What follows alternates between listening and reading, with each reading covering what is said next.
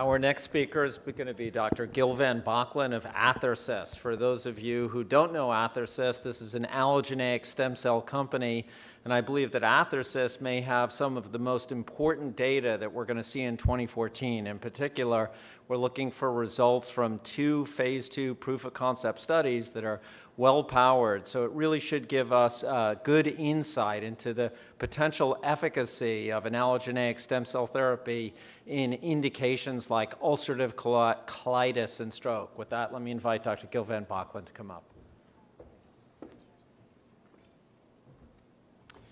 Thank you very much. It's a pleasure to be here at the second annual ARM Regenerative Medicine Investor Day event.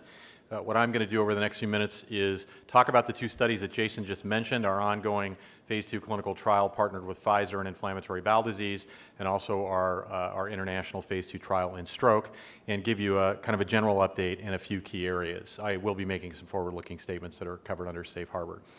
So Athersys is very proud of the fact that we are recognized as a leader in the regenerative medicine field. We believe that this is a field that has tremendous promise and is something that could very well change medicine as we know it in many, many different areas. We're also very proud of the fact that we've seen some important progress in the past couple of years in particular, and last year we were actually the top performing stock in the regenerative medicine space. We were up about 117% during the course of last year, and that trend has actually continued in the early part of this year, where we're up, even with a recent pullback, by more than 30% since the beginning of the year. Some of the reasons for that is I think there's growing awareness of the power of our technology and just what it may mean in the therapeutic areas that we're focused on, as well as some of the recent regulatory advances that I think are very important for investors to understand, because I think it creates a very attractive dynamic that creates some interesting possibilities for us in terms of accelerating product development in important areas like stroke and others, which I'll talk about. I'm going to provide kind of an overview in terms of the technology platform that we're working with, our multi-stem off-the-shelf allogeneic cell therapy product that we think has a very powerful profile and some highly distinctive characteristics that give us the opportunity to deliver best-in-class therapies in a range of different areas. We've focused pretty extensively over the past several years on several broadly defined therapeutic categories, including inflammatory and immune disease, neurological disease, cardiovascular disease. I'm not going to have a chance to talk about all of those today. I will point out, however, that last year was, in addition to being a good year just from a stock performance standpoint, was also a very important year from the intellectual property perspective. We actually had over 60 patents issued last year, so we're now well north of 130 issued patents on our technology platform, which covers broadly composition of matter, methods of production, methods of use, and a range of other complementary areas, and it's international in scope. So we think that this is very important in terms of protecting our ability to maintain our leadership position in this area. This just gives you a visual snapshot of where we're at in some of our key programs. As Jason alluded to, we're on the cusp of some very important milestones. In late April or early May, we're going to have data from our double-blind placebo-controlled phase 2 study, which is being conducted with Pfizer in ulcerative colitis patients that have already failed other forms of therapy or treatment. I'll come back and talk a little bit more about that study and what we're looking for from the study results. We're also actively engaged in a process interacting with the FDA as well as the EMA to talk about the design of our proposed phase 2/3 registrational study, which we will be running in patients that are at high risk for graft-versus-host disease. I'll touch on some highlights of that just a little bit later. Another study that I want to talk about, I'm not going to have a chance to talk about our cardiovascular program today, other than to say that we're preparing to initiate a few months down the road, sometime in the second half of the year, a phase 2 clinical trial that we've been awarded almost $3 million in funding to support from the National Institutes of Health in treating patients that have suffered serious damage from a heart attack. I am going to talk about our stroke program because this is an area that I think really has tremendous potential and is something that investors are pretty excited about, and tell you kind of where we're at in that study and what we hope to accomplish.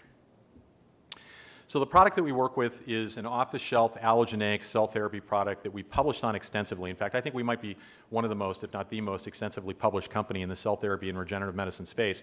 One of the reasons why we can say that is because we've established over the past decade a very broad network of collaborative relationships with dozens of investigators from over 30 leading clinical and research institutions around the world. And through that network, we've produced a steady stream of publications, some internally, but also through these collaborations that illustrate the potential relevance of multi-stem across a broad range of different therapeutic areas. some of the key characteristics of the product we work with, we actually think that the future of medicine is basically shown here. It looks something like this. It's basically cells, it's stem cell medicine in a vial that can be kept right at the hospital, and when the doctor wants to treat a patient, all he has to do is call up to the pharmacy and say, send me a unit of multi-stem stat, and it'll be delivered minutes later so that it can be administered directly to the patient, either in an IV bag format or for local administration, depending on the particular indication or the needs of the patient. We've already demonstrated that the product we produce, that we have a huge advantage, if you will, in terms of scalability of the product. We can take material from a single healthy donor, and we can produce millions of clinical doses of consistent, well-characterized, well-validated product. We know that it's got a very long storage life. We've actually completed 5-year stability studies on our product already. It's shown a very consistent safety profile from the clinical and years of preclinical studies that we've already run. And we know that these cells actually promote healing and tissue repair through a combination of some very important mechanisms. So they're multi-factor delivery systems that dramatically reduce inflammatory damage, upregulate healing and repair, promote vasculogenesis and angiogenesis.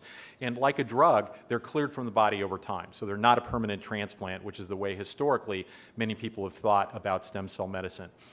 We've actually characterized extensively just exactly how these cells work. I'm not going to have the ability to walk through all the mechanisms or what we know about them today. This is just kind of summarized at a very high level here today, and I've touched on some of these mechanisms already. But I think that, and I'm happy to talk about it in the breakout session, or if you go to our website, there's more information and some relevant publications that illustrate the depth of knowledge we have around how these cells work and how they can promote healing and repair. I think another important consideration from an investor perspective is what's going on internationally in the regulatory landscape, both here in the US as well as in Europe, as well as in other very important parts of the world like Japan. There has been a dramatic shift over the past 18 months, which seems to, in some ways, actually be accelerating. Just last year, the FDA started to put in place the broadening of the accelerated approval pathway for therapies that are designed to treat serious unmet medical needs. These are exactly the types of indications that we're focused on at Athersys and where we've shown multi-stem has potential relevance. This could shorten development times, reduce development costs, and make things easier and less cumbersome in terms of getting products approved and authorized by the FDA so that we can get them into the hands of doctors and into patients. They also agreed to and implemented last year something called the Breakthrough Therapies Framework, which is yet another means that actually allows for a faster, more efficient development time. And we think both the broad and accelerated approval pathway and the Breakthrough Therapy Framework are going to be relevant to a number of our key programs, and I think you'll understand why as I go through the presentation. But I think another event which has really captivated the attention of a lot of people and has generated a lot of excitement is what's going on in Japan. Last year, Japan announced, after several years of study, that they felt that regenerative medicine has perhaps the greatest potential to change medicine as we know it in the areas of great unmet medical need. And so they proposed in May of last year, and I actually like to thank Jason for bringing it to my attention right after the announcement was made, that they wanted to put in place a new regulatory framework that would make it possible to get approval for regenerative medicine therapies specifically if you run one well-constructed trial that actually demonstrates safety and provides a meaningful evidence of therapeutic effectiveness. This actually passed last November, and I don't think it's any accident that as we started to alert investors to this last fall, and then the passage occurred in November, that our stock has actually done quite well ever since then because people see that we are perhaps in some ways ideally positioned to take advantage of this. But just last week, there was another very important event that I think a lot of people still don't know about, which is the EMA in Europe announced that they were implementing a pilot adaptive licensing program. So in some ways, I think this is actually patterned off of what is both happening in Japan as well as what is happening here in the United States. So creating yet another avenue that makes it faster and less efficient to develop therapies that are designed to treat substantial, serious medical conditions with unmet medical needs. This is the slide that was actually developed by the PMDA. It's basically the Japanese equivalent of the FDA, if you will, that shows exactly what they're attempting to accomplish here. They're actually shooting to dramatically shorten the development timeline and pathway to create this conditional approval system where if you run one properly designed clinical trial, you can get approval based on that. I think this is going to be directly relevant to our stroke program where we've been actively engaged with the PMDA and policymaking leadership in Japan over the past few months. I think it's also going to be relevant to a number of other programs. So we're already incorporating this framework into our thinking in terms of our clinical development plans and what we intend to do. Okay, I'm going to talk briefly for the next few minutes about some of the things we're doing in the inflammatory immune disease area, and I'm going to focus first on what we're doing with Pfizer. So in late 2009, we announced a new partnership with Pfizer that is focused on applying multistem in one very specifically defined therapeutic area, that being to treat inflammatory bowel disease. And Pfizer was very excited by some of the data that we had generated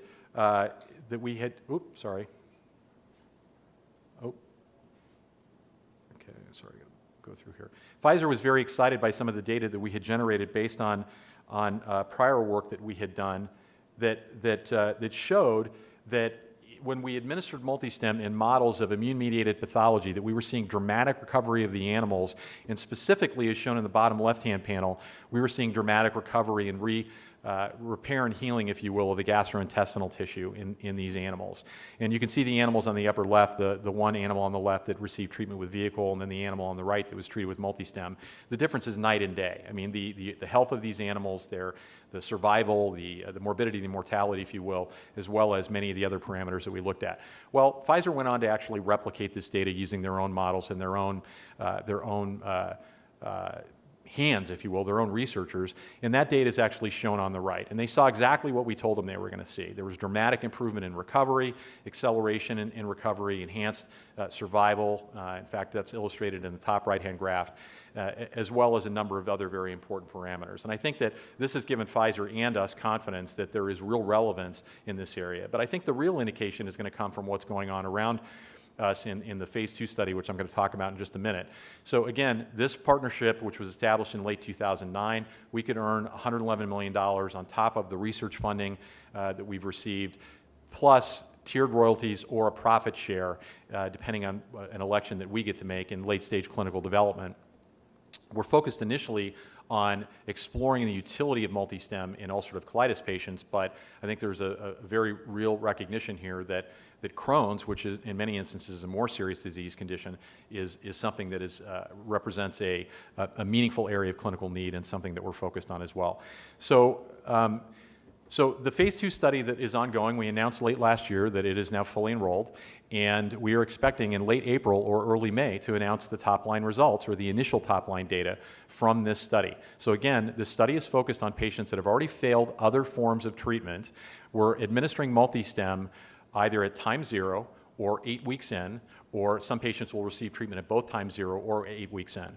The first wave of data that we're going to receive is 2 groups of patients that received either placebo or patients that received a single course of treatment with multistem, and we're going to compare how they actually progress from baseline to week 8, looking at things like their baseline endoscopic evaluation and also their endoscopic evaluation following their week 8 clinical assessment. At that point, patients will then get re-randomized, and it will result in 4 groups. So patients will either get 2 doses of multistem, or they'll get 2 doses of placebo, or they'll receive placebo, then multistem, or multistem, then placebo. So the data from this is going to be reported in 2 separate waves.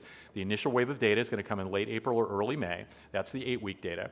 And the key questions are summarized here. Are we seeing evidence of therapeutic activity in these patients that have already failed other forms of treatment? Are we seeing clinical benefit as evidenced by the reduction of lesions, which are going to be evaluated based on the endoscopic score? Is there a reduction in bleeding? Is there a reduction in pain? A number of other metrics that Pfizer is looking at as part of this study. And then a few weeks after that, we're going to have data from the 16-week portion of it, and then I think that's going to give us an even deeper perspective in terms of what's going on in these patients. Now, we are optimistic about what we're going to learn from this study, and also optimistic from what it's going to allow us to do following that, and I'm going to come back to the reasons why for that in just a couple of minutes. But I think that one of the things that I want people to understand is what we expect to see from this initial clinical trial in IBD. The first thing is we're looking to confirm the already consistent and outstanding safety profile that we've seen in other clinical studies and that we've seen through years and years of preclinical work. I think that's a hallmark characteristic of multistem, and is generally true of many of the other cell therapies that you're hearing about today. We're also looking for meaningful evidence of therapeutic effect and biological activity. And I think that we're taking a number of different looks at that. The endoscopic evaluation is going to be one important indicator, but also looking for improvements or reduction, if you will, in rectal bleeding, as well as some of the other secondary endpoints that are going to be examined. We're also looking to see whether or not there's any evidence for meaningful clinical impact in terms of a durable clinical response or clinical remission. This is not a study that was actually designed to show maintenance effects, but we're looking at those effects over roughly a 4-month period nonetheless to see what we might be able to learn. So again, this is really all about informing us with respect to evidence of biological activity so that we can then go on to design the next wave of studies and really apply the knowledge that we're generating from this and some of the other things that we've been doing. One of the reasons why we in Pfizer actually are optimistic about the potential for multi-stem in an area like this is because of what we've seen from some of the other work we've done, including some of the clinical work that we've done. I've talked about this on a number of occasions previously, so I'm not going to cover all the points on the next several slides. I'm just going to hit on a couple of highlights. We presented data at one of the leading bone marrow transplantation conferences going back a couple of years ago that showed that when we treated patients that are at a very high risk of graft versus host disease, so these are leukemia patients or patients suffering from other types of malignancies that are going in for radiation therapy, chemotherapy, and then a donor-derived transplant. And what we know is that 50 to 75% of these patients are going to show evidence of acute graft versus host disease. And I'll show you some data that reflects that based on previously published results. So we actually came to the conclusion several years ago that it was more logical, rather than waiting for the patients to develop graft versus host disease, that we could actually prevent it from happening if we administered multi-stem around the time of the transplant. And the data that we saw from this study provided some very compelling evidence that we think that's exactly what is going on. So we saw clear evidence that there's a dose proportional reduction in the incidence and severity of graft versus host disease in the patients that received multi-stem treatment. Again, this was just a phase 1 study designed to look at safety, but nonetheless, we were seeing some very promising signals, if you will, and I'll show you what I mean by that in just a minute. And we were seeing a consistent benefit, which then ultimately led us to do what we're now doing in terms of moving forward into a phase 2/3 study that could actually provide a basis for registration for the product. This just shows you what some of the evidence looked like. So the top figure just shows that ordinarily patients will experience something along the lines of 50 to 75% incidence of acute graft versus host disease. And then what you see on the bottom panels are, on the left-hand side, patients that received either a single low or intermediate dose of multi-stem, which is the data is combined in the dark line, or a single high dose of multi-stem. And you see in the single high dose group, there was what appeared to be a dramatic reduction in the incidence and severity of graft versus host disease in these patients. And we saw a similar pattern in patients that received low to intermediate doses over a few week time frame. So again, evidence of dose proportional reductions in the incidence and severity of GVHD. We also saw improvement in other important clinical parameters. So we saw, first off, there was no graft failures in the patients that received multi-stem, in contrast to the normal frequency of roughly 5 to 10% of patients that will experience graft failure in these types of procedures. We were also seeing very rapid and substantial levels of platelet reconstitution or engraftment in these patients, again, in contrast to what the normal clinical profile looks like, and very good relapse-free survival at 100 days. So across the board, we were seeing very good evidence and indicators of the benefits that multi-stem may actually be providing. We've gone on over the past year to interact with the FDA and refine our thinking about how we could move this into a double-blind placebo-controlled registrational study. And we've actually been working on that and are actively engaged not only with the FDA but also with the EMA. And I expect we'll have more to report on that in the not-too-distant future.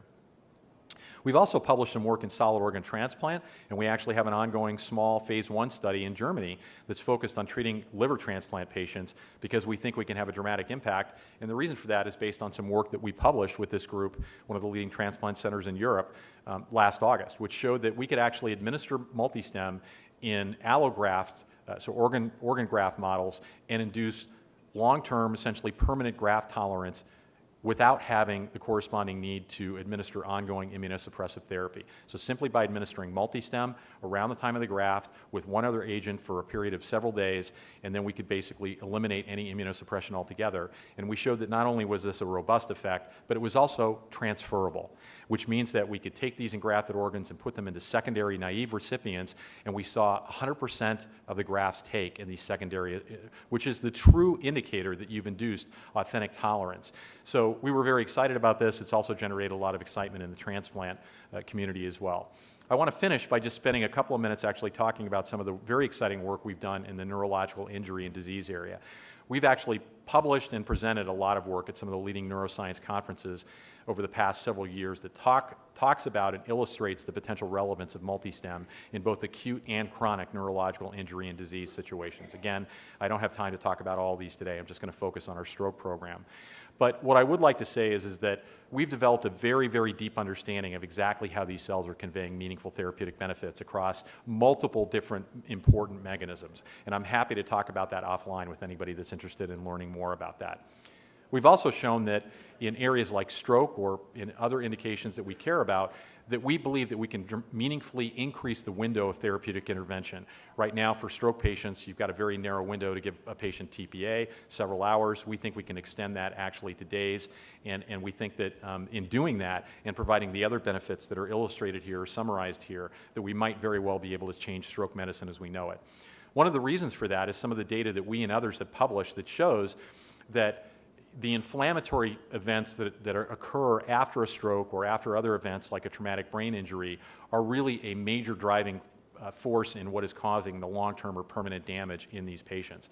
It's been an interesting anecdotal observation for many years that patients that have suffered a splenectomy and then go on later in life to experience a stroke or traumatic brain injury for some unexplained reason seem to do much better than patients that had a spleen. Well, it's now known that one of the reasons for that is that the spleen acts as a repository for immune cells, and once you have a stroke or a traumatic brain injury, there's a direct signal that gets sent from the brain to the spleen that causes a massive hyperinflammatory cascade to occur in the subsequent days that actually creates enormous damage in the brain and frankly destroys a lot of tissue that might otherwise be saved, or also causes permanent scarring.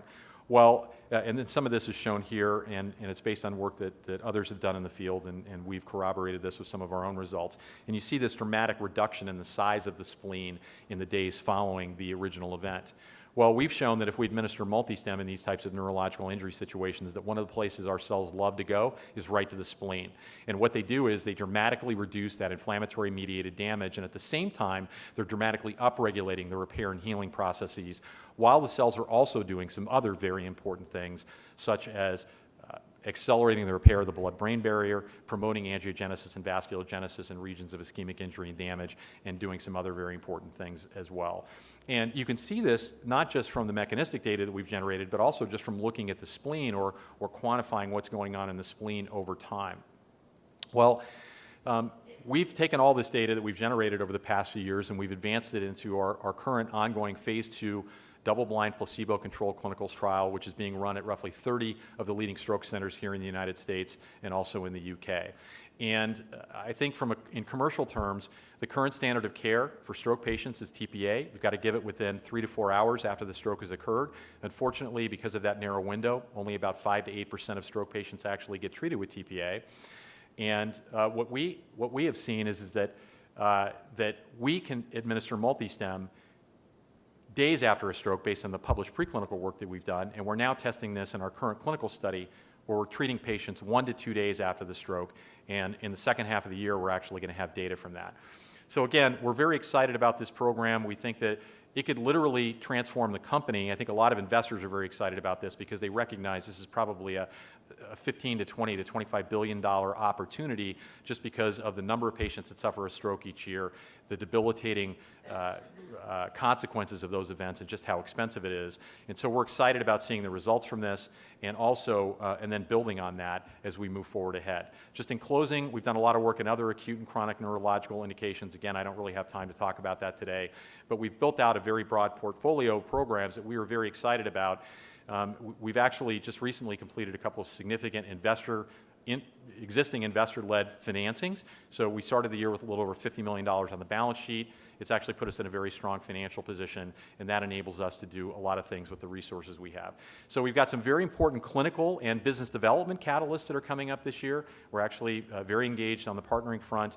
We think that we're a well-capitalized organization that has some exciting possibilities. We don't expect to be successful in everything we're going after, but frankly, that's not the point. We've got a lot of high-quality shots on goal. We think we firmly established ourselves as a leader in the area, and we're excited about what we're going to accomplish this year and then in the years ahead.